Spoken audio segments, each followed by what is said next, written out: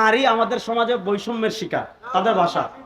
এখন একটা কমিশন গঠন করেছে, যেটা হলো নারী বিষয়ক সংস্কার কমিশনের প্রতিবেদন। এই ইউটিউবাররা, আমি কখন আপনাদেরকে বলি না, এটা কালকে ছেড়ে দিবেন, ঠিক আছে তো? হ্যাঁ, শুনেন, দেখেন, নারী বিষয়ক সংস্কার কমিশনের প্রতিবেদন, মানে একটা কমিশন করেছে, যে কমিশন হলো নারীদের আইনগুলো সংস্কার করবে।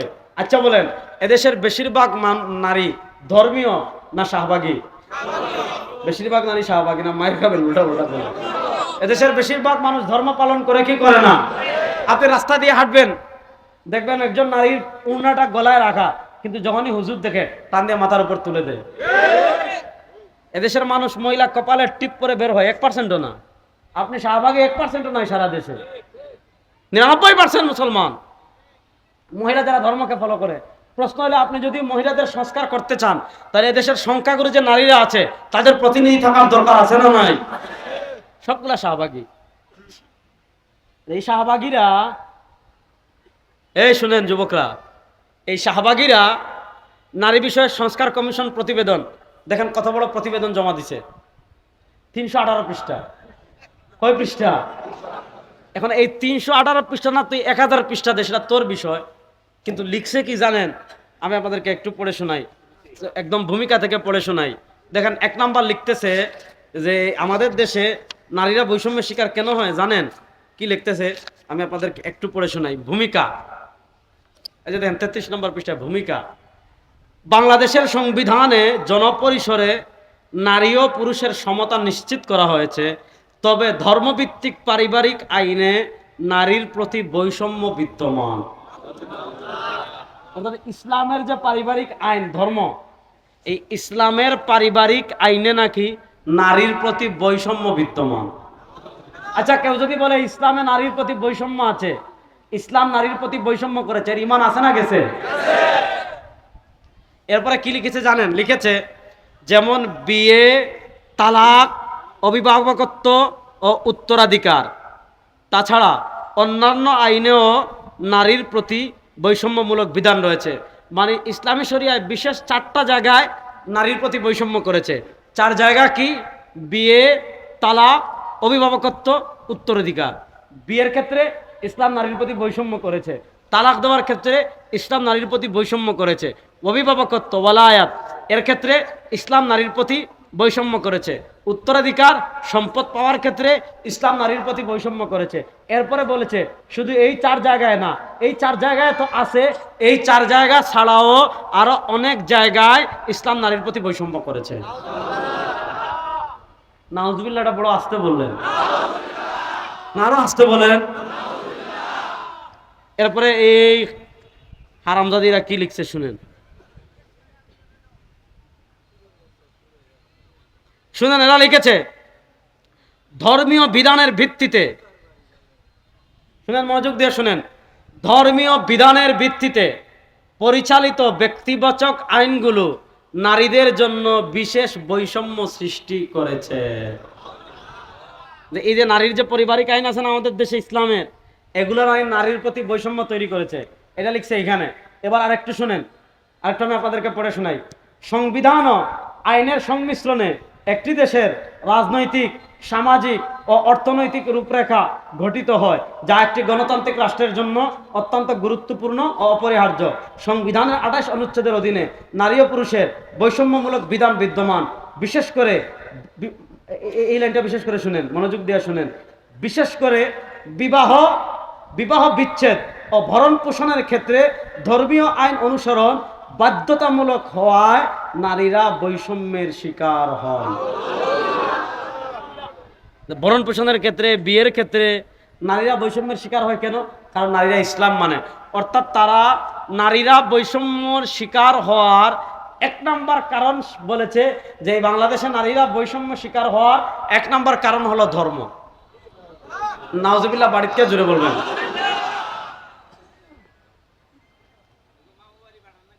হ্যাঁ কাকা, দাঁড়াইয়া জুড়ে বলেন, দাঁড়াইয়া বলেন, কি বলছেন জুড়ে বলেন, ভয় পান কেন?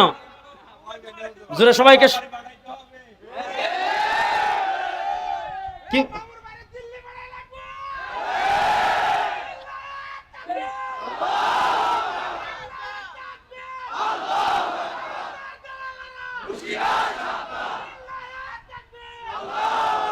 এখন বুঝছেন, আমরা প্রফেসর ডক্টর ইউনূস সাহেবকে বলবো, আপনি প্রধান উপদেষ্টা হয়েছেন, কিন্তু মনে রাখবেন 2024-এর জুলাই আগস্টের গণবিপ্লব যদি না হতো, হাসিনা আপনার লিফট বন্ধ করে একতলা থেকে আটতলায় তুলতো আর নামতো। আপনার এতদিন রায় হয়ে হয়তো কারাগারেও যাওয়ার সম্ভাবনা আপনার ছিল। 2024-এর জুলাই আগস্টের গণবিপ্লব কারা করেছিল আপনি ভুলবেন না। রক্ত দিয়েছে আবু সাঈদ, রক্ত দিয়েছে মুগ্ধ, রক্ত দিয়েছে তাহমিদ, রক্ত দিয়েছে ওয়াসিম, রক্ত দিয়েছে হাজার হাজার মুসলমান। আপনি এটা ভুলবেন না। 2024-এর জুলাই আগস্টের গণবিপ্লবে 2005 আগস্ট শেখ হাসিনা যেদিন পলায়ন করেছে, সেদিন ঢাকায় রাজপথে কারফিউ ভেঙে প্রথম যে লোক নেমে এসেছিল তিনি আমাদের নেতা মুফতি সৈয়দ ফয়জুল করিম সাহেব। সেদিন মুফতি ফয়জুল করিমের সাথে চিনে রাখেন, সেদিন মুফতি ফয়জুল করিমের সাথে কারফিউ ভেঙে যারা প্রথম ঢাকার রাজপথে নেমে এসেছিল, তার ভিতরে রেজাউল করিম আপনারও ছিল। সুতরাং ফাইজলামি করবেন না, ফাইজলামি সহ্য করা হবে না। আপনাকে আমরা সম্মান করি, আপনি রাষ্ট্র পরিচালনা করেন, এটা আমরাও চাই, কারণ আপনি ভালো রাষ্ট্র পরিচালনা করতেছেন, ঠিক না বেটি? কিন্তু আপনি রাষ্ট্র পরিচালনার নামে আপনার পাশে এই যে নাস্তিকরা ভারতের আধিপত্যবাদকে প্রতিষ্ঠা করতে চাচ্ছে, স্পষ্ট ভাষায় মেসেজ দেই, এই নারী বিষয়ক সংস্কার কমিশন প্রতিবেদন অতি শীঘ্রই বাতিল করতে হবে। এ দাবির সাথে কারা কারা একমত? আচ্ছা বলেন, যারা এই আকীদা লালন করবে যে ধর্ম বিবাহের ক্ষেত্রে, ধর্ম আকদের ক্ষেত্রে, তালাকের ক্ষেত্রে, ধর্ম আপনার সম্পত্তি ভাগের ক্ষেত্রে, ধর্ম অভিভাবকত্বের ক্ষেত্রে নারীর সাথে বৈষম্য করেছে, তারা মুসলমান না নাস্তিক? বলেন, তারা মুসলমান না নাস্তিক? এই নাস্তিকতাবাদী আইন বাংলাদেশে আগে যারা রচনা করার সাহস করেছে, দিল্লি মামুর বাড়ি চলে গিয়েছে, সামনে যারা করবে তারাও দিল্লি মামুর বাড়ি যাবে, বাংলাদেশে যাবে। আপনারা দেখেছেন গত 15 বছরে ফ্যাসিস্ট আওয়ামী লীগ যখন রাষ্ট্র ক্ষমতায় ছিল, মনে হয়তো রাষ্ট্রটা হিন্দুদের, ঠিক না বেটি? সবকিছুতে হিন্দুরা ফ্যাসিলিটি পেত। তা ইস্ট ইন্ডিয়া কোম্পানি যখন এই উপমহাদেশের ক্ষমতায় ছিল, ব্রিটিশরা যখন উপনিবেশ করে দেশের রাষ্ট্র ক্ষমতায় ছিল, তখন হিন্দুরা জমিদারি পেত, হিন্দুরা অফিসার হতো, হিন্দুরা খাজনা তোলার দায়িত্ব পেত, হিন্দুরা ট্যাক্স তোলার দায়িত্ব পেত। তো হিন্দুরা নানা কারণে, হিন্দু জমিদাররা মুসলমানদের উপর জুলুম করত, মুসলমানদের উপর জুলুম করত। ব্রিটিশরা চলে যাওয়ার সময় যখন আসলো, মুসলমানরা তখন বলল হিন্দুদের সাথে আর থাকবো না, হিন্দুদের রাষ্ট্র হবে আলাদা, মুসলমানদের রাষ্ট্র হবে আলাদা। 1947-এ দুটো রাষ্ট্র হলো, মুসলমানদের জন্য পাকিস্তান, হিন্দুদের জন্য হিন্দুস্তান। শুনেন, 1947-এর 14 অথবা 13 আগস্ট, আমি তারিখটা ভুলে গেছি, যেদিন পাকিস্তান হলো, তখন পাকিস্তানের দুইটা পার্ট ছিল, একটা পশ্চিম পাকিস্তান আর একটা হলো পূর্ব পাকিস্তান। তো এই পাকিস্তান প্রতিষ্ঠার আন্দোলনের জন্য মুসলমানরা যখন সংগ্রাম করে যে আমাদের আলাদা দেশ হবে, আমাদের আবাসভূমি হবে আলাদা, যেখানে কোরআনের আলোকে চলবে, শরিয়ার আলোকে চলবে, তো মুসলমানরা যখন আলাদা আবাসভূমির জন্য আন্দোলন করেছে, পাকিস্তানের জন্য আন্দোলন করেছে, তখন মুসলমানদের মিছিল কি দিত? মুসলমানদের মিছিলের মৌলিক স্লোগান ছিল, পাকিস্তান কা মতলব কিয়া লা ইলাহা ইল্লাল্লাহ। বলেন, পাকিস্তান কা মতলব কিয়া লা ইলাহা ইল্লাল্লাহ। বলেন না, পাকিস্তান কা মতলব কিয়া লা ইলাহা ইল্লাল্লাহ। আর জোরে বলেন না, পাকিস্তান কা মতলব কিয়া লা ইলাহা ইল্লাল্লাহ। এই লা ইলাহা ইল্লাল্লাহর উপর 1947-এ দেশ স্বাধীন হয়েছে। শুনেন, পাকিস্তান তখন দুই ভাগ ছিল, এক ভাগ পূর্ব পাকিস্তান আমরা, আর এক ভাগ পশ্চিম পাকিস্তান। পূর্ব পাকিস্তানে স্বাধীনতার প্রথম পতাকা তুলেছেন আল্লামা জফর আহমদ উসমানী রাহিমাহুল্লাহ। পশ্চিম পাকিস্তানে স্বাধীনতার প্রথম পতাকা তুলেছেন আল্লামা শাব্বির আহমদ উসমানী রাহিমাহুল্লাহ। দুইজন আলেমের হাতে প্রথম স্বাধীনতার পতাকা উড়েছে 1947 থেকে 1971। এই সময়টা পাকিস্তানিরা আমাদের সাথে বৈষম্য করেছে। কেমন বৈষম্য? আমাদের এখানে কাগজ হতো, তারা কাগজ ওপারে নিয়ে যেত, ওখান থেকে খারাপ কাগজ দিত। আমাদের এখানে ধান হইতো, তারা নিয়ে খারাপ ধান দিত। নানা বৈষম্যের কারণে 1971-এ মুক্তিযুদ্ধ হয়েছে। ওই মুক্তিযুদ্ধের 3টা মৌলিক চেতনা ছিল। বলবেন হুজুর কোথায় পেয়েছেন? মুক্তিযুদ্ধ শুরু হয়েছে 1971 সালের 26শে মার্চ, 1971 সালের 10ই এপ্রিল মুজিবনগর সরকার প্রতিষ্ঠা হয়েছিল, তারা স্বাধীনতার ঘোষণাপত্র পাঠ করেছিল। তো মুক্তিযুদ্ধ শুরু হওয়ার মাত্র 14 দিন পর স্বাধীনতার ঘোষণাপত্রে বলেছিল 3টা মৌলিক কারণকে সামনে রেখে আমরা মুক্তিযুদ্ধ করেছি। 1 নাম্বার সাম্য। বলেন 1 নাম্বার সাম্য। বলেন না 1 নাম্বার সাম্য। 2 নম্বর মানবিক মর্যাদা।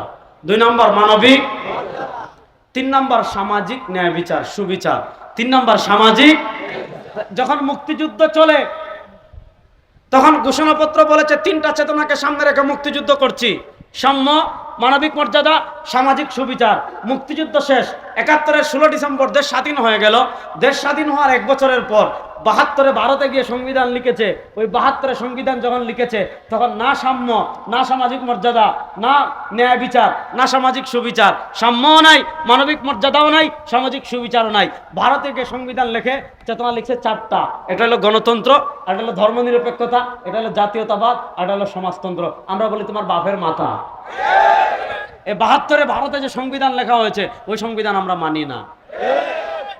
জোরে বলেন। এই আমাদের কাছে সংবিধান বড় না কোরআন বড়? হ্যাঁ, রাস্তা বলেন, সংবিধান বড় না কোরআন বড়? সংবিধান আইন করবেন, ওই আইন আমরা মানি না। সংস্কারের বিরুদ্ধে বাংলাদেশে ইসলামের দিকে হাত তুলবেন, ওই দিন আর বাকি নয়। বাংলাদেশে এখন একটা তামাশা শুরু হয় নাই? আমি আপনাদেরকে দেখাই, আমি একটা বই নিয়ে আসছি, দেখেন তো, এই যে দেখেন। আচ্ছা বলেন, খুব ভালো করে বুঝেন, খুব ভালো করে বুঝেন, শুনেন। এই যে 2024-এর জুলাই আগস্টের গণবিপ্লব হলো, এই বিপ্লব শাহবাগীরা করছে? শাহবাগীরা তো গর্তে ঢুকছে, এখনো তো পাওয়া যাচ্ছে না। জাফর ইকবাল গর্তে ঢুকছে, পাওয়া যাচ্ছে না। আরে মুক্তিযুদ্ধের চেতনা রে। কথা ভালো করে বুঝেন। এই 2024-এর জুলাই আগস্টের আইকনিক ম্যান 2 জন, অনেকে আছে, আবু সাইদ, মুগ্ধ, তাহমিদ, ওয়াসিম, আরো এই যে 1500 যে শহীদ হলো, এই 1500 শহীদ হয়েছে নাস্তিকতাবাদ প্রতিষ্ঠার জন্য, কোরআনের বিরুদ্ধে আইন করার জন্য, ইসলামকে ধুলোয় মিশিয়ে দেওয়ার জন্য। দেখেন ডক্টর ইউনূস সাহেব, আপনি ভালো কাজ করছেন, মুরব্বী মানুষ, আপনার প্রতি আমাদের সমর্থন আছে। আপনি যতক্ষণ ভালো কাজ করবেন আমাদের সমর্থন থাকবে, ঠিক না বেটি? কিন্তু আপনি সুখে থাকলে ভূতে কিলায়। আপনি যদি ক্ষমতা পেয়ে ভালো কাজ করে পর্দার অন্তরালে যদি ইসলামকে মুছে ফেলার ষড়যন্ত্র করেন, ইসলামের বিরুদ্ধে আমার বাপ গেলে বাপকেও ছাড়বো না, ইসলামের বিরুদ্ধে আমার পীর গেলে পীরকেও ছাড়বো না, ইসলামের বিরুদ্ধে আমার নেতা গেলে নেতাকেও ছাড়বো না। আমরা মনে করি আপনি ভালো মানুষ, আপনি ভালো মানুষ, কিন্তু আপনার আশেপাশে 2-4টা নাস্তিক বসে গিয়েছে, আপনার আশেপাশে 2-4টা খান্নাস বসে গিয়েছে, যারা আপনার আকাশচুম্বী জনপ্রিয়তাকে মাটির সাথে মিশিয়ে ভারতের এজেন্ডা বাস্তবায়ন করতে চায়। এই দিল্লির দালালরা আপনার আশেপাশে বসে গিয়েছে, যারা আপনার জনপ্রিয়তাকে মাটির সাথে মিশিয়ে ওই ভারতের আধিপত্যবাদকে আবার প্রতিষ্ঠা করার জন্য ইসলামের দিকে আঙ্গুল তুলেছে। কি কাজ করেছে জানেন? কি কাজটা করেছে এটা বোঝার দরকার আছে না নাই? কথা বলেন, দরকার আছে না নাই? দেখেন, তারা বলে নারী আমাদের সমাজে বৈষম্যের শিকার, তাদের ভাষা। এখন একটা কমিশন গঠন করেছে, যেটা হলো নারী বিষয়ক সংস্কার কমিশনের প্রতিবেদন। এই ইউটিউবাররা, আমি কখন আপনাদেরকে বলি না, এটা কালকে ছেড়ে দিবেন, ঠিক আছে তো? হ্যাঁ, শুনেন, দেখেন, নারী বিষয়ক সংস্কার কমিশনের প্রতিবেদন, মানে একটা কমিশন করেছে, যে কমিশন হলো নারীদের আইনগুলো সংস্কার করবে। আচ্ছা বলেন, এদেশের বেশিরভাগ নারী ধর্মীয় না শাহবাগী? বেশিরভাগ নারী শাহবাগী না? মায়ের খাবেন উল্টা উল্টা বলে। এদেশের বেশিরভাগ মানুষ ধর্ম পালন করে কি করে না? আপনি রাস্তা দিয়ে হাঁটবেন, দেখবেন একজন নারীর উড়নাটা গলায় রাখা, কিন্তু যখনই হুজুর দেখে টান দিয়ে মাথার উপর তুলে দেয়। এদেশের মানুষ মহিলা কপালে টিপ করে বের হয়, 1%ও না। আপনি শাহবাগে 1%ও নাই সারা দেশে, 99% মুসলমান মহিলা যারা ধর্মকে ফলো করে। প্রশ্ন হলো, আপনি যদি মহিলাদের সংস্কার করতে চান, তাহলে এদেশের সংখ্যাগুরু যে নারীরা আছে তাদের প্রতিনিধি থাকার দরকার আছে না নাই? সবগুলা শাহবাগী। এই শাহবাগীরা, এই শুনেন যুবকরা, এই শাহবাগীরা নারী বিষয়ক সংস্কার কমিশন প্রতিবেদন, দেখেন কত বড় প্রতিবেদন জমা দিছে, 318 পৃষ্ঠা। কয় পৃষ্ঠা? এখন এই 318 পৃষ্ঠা না তুই 1000 পৃষ্ঠা দে, সেটা তোর বিষয়। কিন্তু লিখছে কি জানেন? আমি আপনাদেরকে একটু পড়ে শোনাই, একদম ভূমিকা থেকে পড়ে শোনাই। দেখেন, 1 নাম্বার লিখতেছে যে আমাদের দেশে নারীরা বৈষম্যের শিকার কেন হয় জানেন? কি লিখতেছে আমি আপনাদেরকে একটু পড়ে শোনাই। ভূমিকা, এই যে দেখেন 33 নম্বর পৃষ্ঠায় ভূমিকা। বাংলাদেশের সংবিধানে জনপরিসরে নারী ও পুরুষের সমতা নিশ্চিত করা হয়েছে, তবে ধর্মভিত্তিক পারিবারিক আইনে নারীর প্রতি বৈষম্য বিদ্যমান। অর্থাৎ ইসলামের যে পারিবারিক আইন ধর্ম, এই ইসলামের পারিবারিক আইনে নাকি নারীর প্রতি বৈষম্য বিদ্যমান। আচ্ছা, কেউ যদি বলে ইসলামে নারীর প্রতি বৈষম্য আছে, ইসলাম নারীর প্রতি বৈষম্য করেছে, এর ঈমান আছে না গেছে?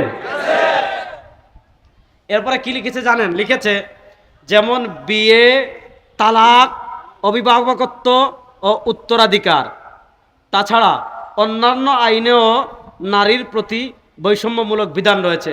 মানে ইসলামী শরিয়ায় বিশেষ 4টা জায়গায় নারীর প্রতি বৈষম্য করেছে। 4 জায়গা কি? বিয়ে, তালাক, অভিভাবকত্ব, উত্তরাধিকার। বিয়ের ক্ষেত্রে ইসলাম নারীর প্রতি বৈষম্য করেছে, তালাক দেওয়ার ক্ষেত্রে ইসলাম নারীর প্রতি বৈষম্য করেছে, অভিভাবকত্ব ওয়ালায়াত এর ক্ষেত্রে ইসলাম নারীর প্রতি বৈষম্য করেছে, উত্তরাধিকার সম্পদ পাওয়ার ক্ষেত্রে ইসলাম নারীর প্রতি বৈষম্য করেছে। এরপরে বলেছে শুধু এই 4 জায়গায় না, এই 4 জায়গায় তো আছে, এই 4 জায়গা ছাড়াও আরো অনেক জায়গায় ইসলাম নারীর প্রতি বৈষম্য করেছে। নাউজুবিল্লাহটা বড় আস্তে বললেন না, আরো আস্তে বলেন। এরপরে এই হারামজাদিরা কি লিখছে শুনেন, শুনেন। এরা লিখেছে ধর্মীয় বিধানের ভিত্তিতে, শুনেন মনোযোগ দিয়ে শুনেন, ধর্মীয় বিধানের ভিত্তিতে পরিচালিত ব্যক্তিবাচক আইনগুলো নারীদের জন্য বিশেষ বৈষম্য সৃষ্টি করেছে। এই যে নারীর যে পারিবারিক আইন আছে না আমাদের দেশে ইসলামের, এগুলো নারীর প্রতি বৈষম্য তৈরি করেছে, এটা লিখছে এখানে। এবার আরেকটু শুনেন, আরেকটু আমি আপনাদেরকে পড়ে শোনাই। সংবিধান ও আইনের সংমিশ্রণে একটি দেশের রাজনৈতিক, সামাজিক ও অর্থনৈতিক রূপরেখা গঠিত হয়, যা একটি গণতান্ত্রিক রাষ্ট্রের জন্য অত্যন্ত গুরুত্বপূর্ণ ও অপরিহার্য। সংবিধানের 28 অনুচ্ছেদের অধীনে নারী ও পুরুষের বৈষম্যমূলক বিধান বিদ্যমান। বিশেষ করে এই লাইনটা বিশেষ করে শুনেন, মনোযোগ দিয়ে শুনেন। বিশেষ করে বিবাহ বিচ্ছেদ ও ভরণ পোষণের ক্ষেত্রে ধর্মীয় আইন অনুসরণ বাধ্যতামূলক হওয়ায় নারীরা বৈষম্যের শিকার হয়। ভরণ পোষণের ক্ষেত্রে, বিয়ের ক্ষেত্রে নারীরা বৈষম্যের শিকার হয় কেন? কারণ নারীরা ইসলাম মানে। অর্থাৎ নারীরা বৈষম্যর শিকার হওয়ার 1 নম্বর কারণ বলেছে যে বাংলাদেশে নারীরা বৈষম্য শিকার হওয়ার 1 নম্বর কারণ হলো ধর্ম। নাউজুবিল্লাহ বাড়িতে জুড়ে বলবেন।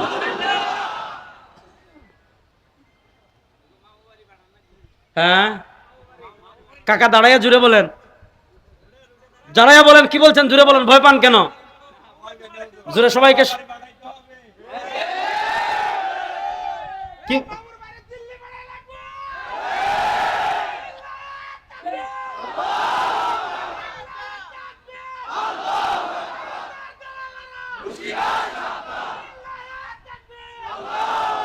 এখন বুঝছেন? আমরা প্রফেসর ডক্টর ইউনূস সাহেবকে বলবো, আপনি প্রধান উপদেষ্টা হয়েছেন, কিন্তু মনে রাখবেন 2024-এর জুলাই আগস্টের গণবিপ্লব যদি না হতো, হাসিনা আপনার লিফট বন্ধ করে 1 তলা থেকে 8 তলায় তুলতো আর নামতো। আপনার এতদিন রায় হয়ে হয়তো কারাগারেও যাওয়ার সম্ভাবনা আপনার ছিল। 2024-এর জুলাই আগস্টের গণবিপ্লব কারা করেছিল আপনি ভুলবেন না। রক্ত দিয়েছে আবু সাঈদ, রক্ত দিয়েছে মুগ্ধ, রক্ত দিয়েছে তাহমিদ, রক্ত দিয়েছে ওয়াসিম, রক্ত দিয়েছে হাজার হাজার মুসলমান। আপনি এটা ভুলবেন না। 2024-এর জুলাই আগস্টের গণবিপ্লবে 2005 আগস্ট শেখ হাসিনা যেদিন পলায়ন করেছে, সেদিন ঢাকায় রাজপথে কারফিউ ভেঙে প্রথম যে লোক নেমে এসেছিল তিনি আমাদের নেতা মুফতি সৈয়দ ফয়জুল করিম সাহেব। সেদিন মুফতি ফয়জুল করিমের সাথে চিনে রাখেন, সেদিন মুফতি ফয়জুল করিমের সাথে কারফিউ ভেঙে যারা প্রথম ঢাকার রাজপথে নেমে এসেছিল, তার ভিতরে রেজাউল করিম আপনারও ছিল। সুতরাং ফাইজলামি করবেন না, ফাইজলামি সহ্য করা হবে না। আপনাকে আমরা সম্মান করি, আপনি রাষ্ট্র পরিচালনা করেন, এটা আমরাও চাই, কারণ আপনি ভালো রাষ্ট্র পরিচালনা করতেছেন, ঠিক না বেটি? কিন্তু আপনি রাষ্ট্র পরিচালনার নামে আপনার পাশে এই যে নাস্তিকরা ভারতের আধিপত্যবাদকে প্রতিষ্ঠা করতে চাচ্ছে, স্পষ্ট ভাষায় মেসেজ দেই, এই নারী বিষয়ক সংস্কার কমিশন প্রতিবেদন অতি শীঘ্রই বাতিল করতে হবে। এ দাবির সাথে কারা কারা একমত? আচ্ছা বলেন, যারা এই আকীদা লালন করবে যে ধর্ম বিবাহের ক্ষেত্রে, ধর্ম আকদের ক্ষেত্রে, তালাকের ক্ষেত্রে, ধর্ম আপনার সম্পত্তি ভাগের ক্ষেত্রে, ধর্ম অভিভাবকত্বের ক্ষেত্রে নারীর সাথে বৈষম্য করেছে, তারা মুসলমান না নাস্তিক? বলেন, তারা মুসলমান না নাস্তিক? ওই নাস্তিকতাবাদী আইন বাংলাদেশে আগে যারা রচনা করার সাহস করেছে, দিল্লি মামুর বাড়ি চলে গিয়েছে, সামনে যারা করবে তারাও দিল্লি মামু বাড়ি যাবে, বাংলাদেশে জায়গা হবে না।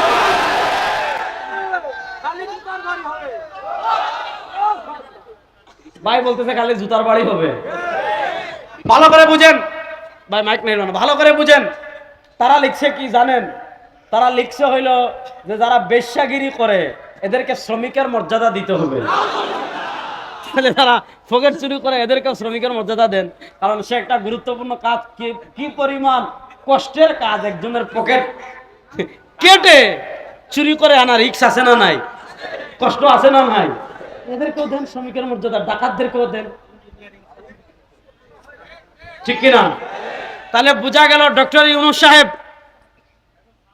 আপনাকে বিতর্কিত করার জন্য, আপনার উপর মানুষের যে আস্থা বিশ্বাস তৈরি হয়েছে বিগত 52 বছরে, শহীদ প্রেসিডেন্ট জিয়াউর রহমান ছাড়া খুব কম শাসক এমন আসেন যার উপর এত মানুষের সমর্থন ছিল, ঠিক না বেটি?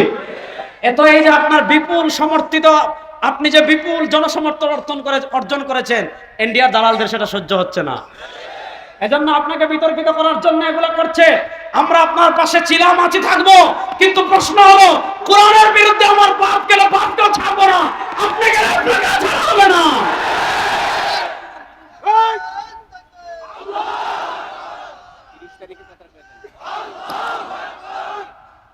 আর কিছু নাই, শেষ কথা ভালো করে বুঝেন। আমি আপনাদেরকে সহজ করে বলে যাই, তারা আমাদের মাথায় ঢুকিয়ে দিয়েছে ধর্মনিরপেক্ষতা। ধর্মনিরপেক্ষতার ব্যাখ্যা করে আজকে আপনাদের থেকে বিদায় নেব। মনোযোগ, আসেননি আমার সাথে? আমাদের ধর্ম আর অন্যান্য ধর্মের ভিতর পার্থক্য আছে না নাই? দেখেন, হিন্দু ধর্ম আর আমাদের ধর্মের পার্থক্যের জায়গা বুঝাই। খ্রিস্টান ধর্ম, বাই সাউন্ড আগের মতো রাখো। আপনি, আমি বলতেছি সমস্যা নেই, সাউন্ড আগে যেভাবে ছিল ওইভাবেই রাখো, কমাই রাখো, এদিকে কমাও, বাহিরে বাড়াও, শোনা যায়। আর মাইক না থাকলেও ওয়াজ হবে ইনশাআল্লাহ। যখন মাইক ছিল না তখন ওয়াজ ছিল না, মাইক দিয়ে কি করবেন, সমস্যা নাই, শুনলেই হয়েছে। আমার গলা জুড়ে আছে, আমি যে জুড়ে কথা বলতেছি ও পিছন থেকে মাইক না হলেও শোনা যাবে, ঠিক না বেশি? কথা ভালো করে বুঝেন। আমাদের ধর্ম আর অন্যান্য ধর্মের পার্থক্যের জায়গাটা আমি বুঝাই। হিন্দু ধর্ম অনুষ্ঠান নির্ভর ধর্ম, খ্রিস্টান ধর্ম অনুষ্ঠান নির্ভর ধর্ম। হিন্দু ধর্ম অনুষ্ঠান নির্ভর ধর্ম কেমনে জানেন? যখন পূজার সময় আসবে মূর্তি বানাবেন, প্রাসাদ বানাবেন, খাবেন, 3-4 দিন উৎসব করবেন, তারপরে ট্রাকে মূর্তি তুলে নেচে নেচে নেচে নেচে নেচে নেচে একদিন না মূর্তি নদীতে ফেলাই দিবেন, বাস আপনি টাটকা হিন্দু। প্রশ্ন হলো, তার ধর্মে পূজা আছে, উৎসব আছে, এখন সে হাঁটবে কেমনে? তার ধর্ম মাথা কামায় না, যেভাবে মন চায় হাঁটো। সে খাবে কেমনে? তার ধর্ম মাথা কামায় না, যেভাবে মন চায় খাও। সে ঘুমাবে কেমনে? তার ধর্ম মাথা কামায় না, যেভাবে মন চায় ঘুমাও। সে ব্যবসা করবে কেমনে? তার ধর্ম মাথা কামায় না, যেভাবে মন চায় ব্যবসা করবে। সে রাজনীতি করবে কেমনে? যেভাবে মন চায় করো, তার ধর্ম মাথা কামায় না। সে রাষ্ট্র পরিচালনা করবে কিভাবে? যেভাবে মন চায় করো, তার ধর্ম মাথা কামায় না। সে সংসদ চালাবে কেমনে? তার ধর্ম মাথা কামায় না, যেভাবে মন চায় চালাও। খ্রিস্টানদের রাজ্য পরিচালনার মৌলিক মূলনীতি ছিল কায়সার কায়সার, গির্জা গির্জা। ধর্ম থাকবে ধর্মের জায়গায়, রাষ্ট্র থাকবে রাষ্ট্রের জায়গায়। রাষ্ট্র কেমনে চলবে? ধর্ম মাথা কামাবে না। রাষ্ট্রের সংসদ কেমনে চলবে? ধর্ম মাথা কামাবে না। রাষ্ট্রের ক্ষমতায় কারা আসবে? ধর্মের মাথা কামাবে না। রাষ্ট্রের আইন কি হবে? ধর্ম মাথা কামাবে না। রাষ্ট্রের সংবিধান কি হবে? ধর্ম মাথা কামাবে না। রাষ্ট্রের অর্থনীতি কি হবে? ধর্ম মাথা কামাবে না। তাহলে ধর্ম কোথায়? খ্রিস্টানরা বলে গির্জায়, হিন্দুরা বলে মন্দিরে। এর বিপরীত আমাদের ইসলাম। আমি হাঁটবো কেমনে? ইসলামে আছে না নাই? বলেন, আমি খাবো কেমনে? ইসলামে আছে না নাই? আমি ঘুমাবো কেমনে? ইসলামে আছে না নাই? আমি বাথরুমে যাবো কেমনে, বের হবো কেমনে? ইসলামে আছে না নাই? আমি ব্যবসা করবো কেমনে? ইসলামে আছে না নাই? আমি রাজনীতি করবো কেমনে? এটা ইসলামে নাই। বলেন, আমি রাজনীতি করবো কেমনে? ইসলামে আছে না নাই? আমি সংসদ চালাবো কেমনে? ইসলামে আছে না নাই? আমি হাইকোর্ট সুপ্রিম কোর্ট চালাবো কেমনে? ইসলামে আছে না নাই? আমি রাষ্ট্র চালাবো কেমনে? ইসলামে আছে না নাই? এবার আমাদের মাথায় ঢুকাই দিয়েছে ধর্ম নিরপেক্ষতা, মানে বলে ধর্ম থাকবে ঘরে, বলে ধর্ম থাকবে মসজিদে, ধর্ম থাকবে খানকায়, রাষ্ট্রে ধর্মের কোনো দরকার নাই। এই চিন্তা আমাদের না খ্রিস্টানদের? এই চিন্তা আমাদের না হিন্দুদের? রাষ্ট্র কেমনে চলবে? ইসলামে আছে না নাই? রাষ্ট্র একবার ইসলাম অনুযায়ী চলুক, এই দাবির সাথে কারা কারা একমত আছেন ইনশাআল্লাহ?